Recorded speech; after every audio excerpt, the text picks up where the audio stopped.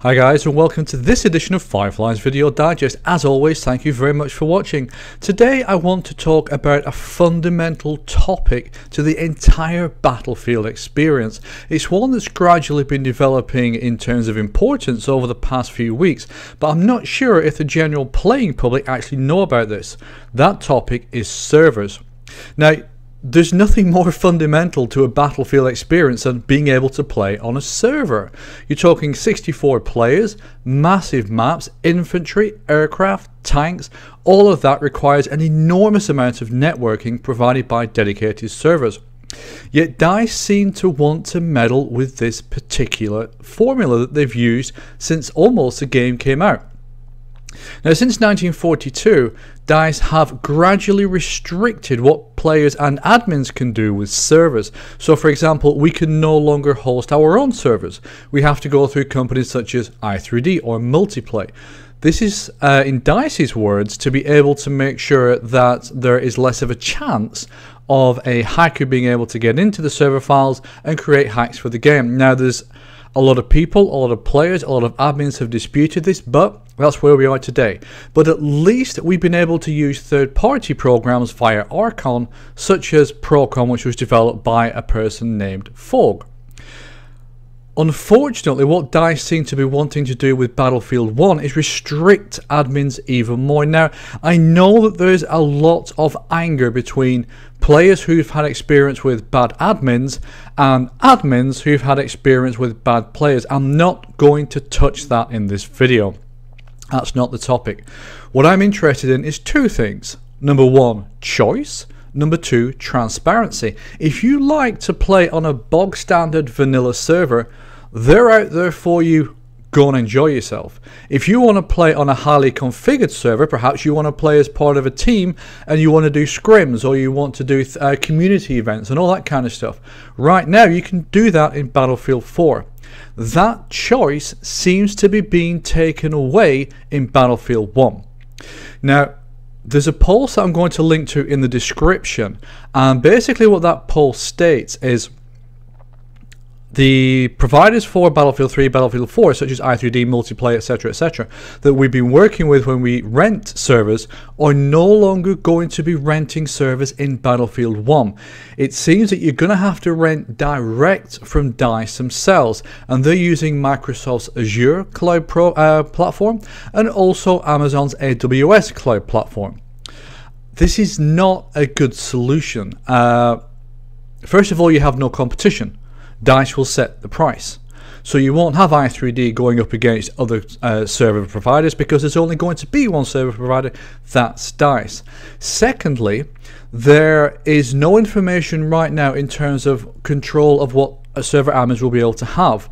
And kind of the sense that people are getting from the almost total lack of information from DICE is that the Archon system will be very much locked down. Very probably you will be able to access a web-based platform where you'll be able to change things, for example maps, number of players, that kind of game mode, that kind of thing.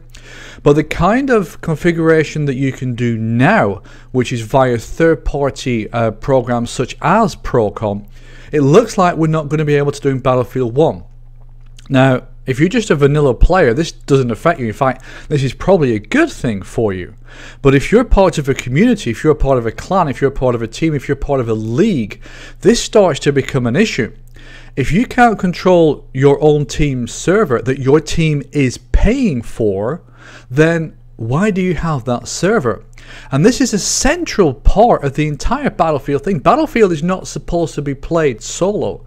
You have the best experience with Battlefield when you're playing as a team. It's a game designed around playing as a team. So why do DICE seem to want to remove one of the fundamental aspects of being in a team, which is a place where a community congregates, where a team congregates, where you can recruit new players, you can show off the best of what your clan can do. If you, for example, if you focus very much on squad play, I play on two servers when I want to play squad play. One is the Monkey Gamer server from the UK, and the second one is a Dead Friend server, also from the UK. I play on those two because they have extremely good squad systems. They got good squad leaders. they've got a lot of communication, and they have servers set up to promote that way of playing. So if I want to play a squad game, I'll go onto one of those two servers. I'm not going to have that opportunity in Battlefield 1 if DICE do what it looks like DICE are going to do. And that's removing a large part of choice from a large part of the community. And there's no good reason to do this. There's no benefit to the community to doing this. I don't particularly see a benefit to DICE other than perhaps an easier way of being able to control a large amount of servers. So you're building a team-based game but removing a fundamental way of playing as a team. It just does not compute. Now, an interesting part of all of this, and I've mentioned a tool called Procon several times, and I've mentioned a person called Fog. Fog was the original creator of Procon, and he did a massive amount of his own work to investigate how Battlefield 3 communicated with its servers, from the client to the server. From that, he was able to reverse engineer different things within the server, and he was able to create a tool that allowed server admins to do simple things at that point, such as change map, change gameplay, change the number of people, and then add plugins to that. Now, Fog actually works now for DICE. A couple of years ago, he moved to Stockholm. And so he's probably had, he should have had, if he hasn't, he should have, a lot of input into how DICE is going to handle Archon and how it's going to handle servers looking after, server admins looking after the servers. So for him to be a part of that and for it to go down this route, again, that's something else that doesn't compute.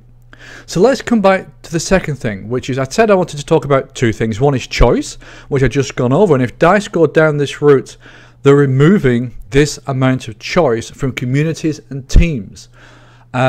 The second thing I wanted to talk about was transparency, and I've mentioned this several times, and it's something that, excuse my language, gets on my tits when you're dealing with AAA companies, and I've talked about this a lot. Transparency. You can deal with a lot of problems, you can deal with a lot of rumors, you can deal with a lot of misinformation and false information if you just communicate. There's been a lot of talk in the server admin forums and forums in general about how we're going to be able to rent servers in Battlefield 1 and how we're going to be able to manage and control servers in Battlefield 1. And I've seen basically nothing out of DICE. Again, it's why would you not communicate with your community and inform them of what your plans are? There's no negative to it. It's not a question of, well, hey, you know, we're going to give you this and then that's going to make things bad. The only reason for them not to communicate this information is if their changes are so draconian that it's going to completely screw up a large part of the player base, the people that play in teams and clans and communities. But why would they do that? It's just, there's something about this that just does not compute. DICE can deal with all of this stuff if they would be transparent and simply come out and say, this is what we're doing, or this is what we're planning on doing ideally, rather than saying this is what we're going to do. If they could say, this is what we're planning on doing, please give us your feedback, that's perfect community management. It gives the community an ability to feedback and say, hey, we think this is good, but we think this is bad. This is why we think this is bad. And that is something that can then be factored into the development of the game. Now, looking at the date, today is the 18th of September. We're just a smidgen over a month until this game comes out. So there is definitely not the time to be able to start doing that. So DICE have pretty much already missed the window.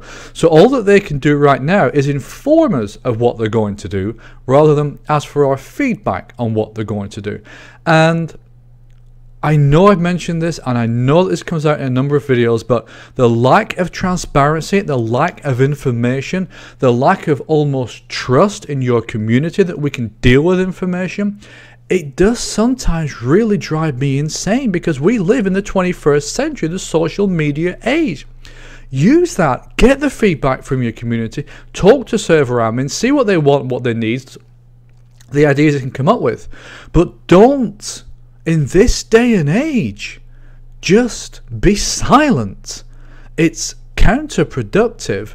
It does nothing to gain trust from the community, and it breeds misinformation or a complete lack of information, and it breeds theory stories.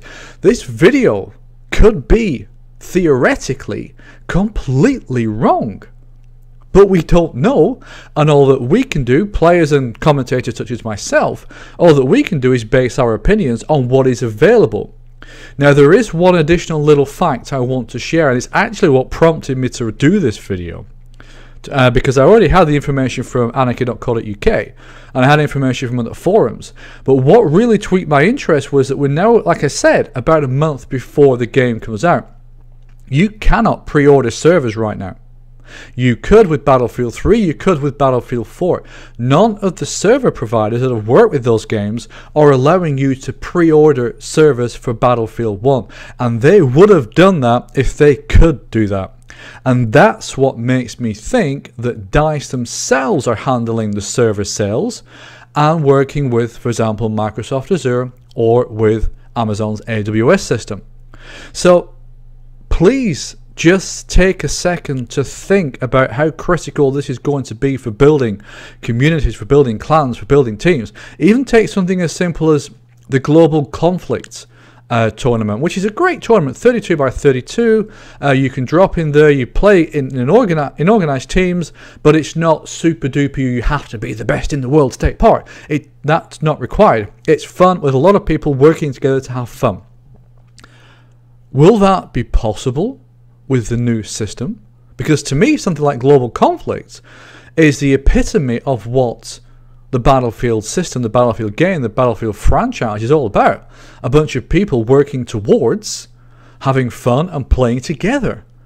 Can that be done with the new server system? I don't know. We don't know, because DICE ain't telling us. That is not a good thing. Let me know what you think about this whole server issue with Battlefield 1 and with DICE. Please don't make it into a bad min, bad player issue. That's a completely separate topic. What I'm interested in here is in choice for us, the community, and in transparency from the developer. So let me know, please, in the comments on where this video is posted. I'm very interested to know what the community thinks about this, especially people that play in communities, who play as part of clans, who play as part of tournaments. That's it for this video. I hope you've enjoyed it. If you have, please hit that like button. And if you've really enjoyed it, please hit that subscribe button. As always, enjoy your gaming. Take care.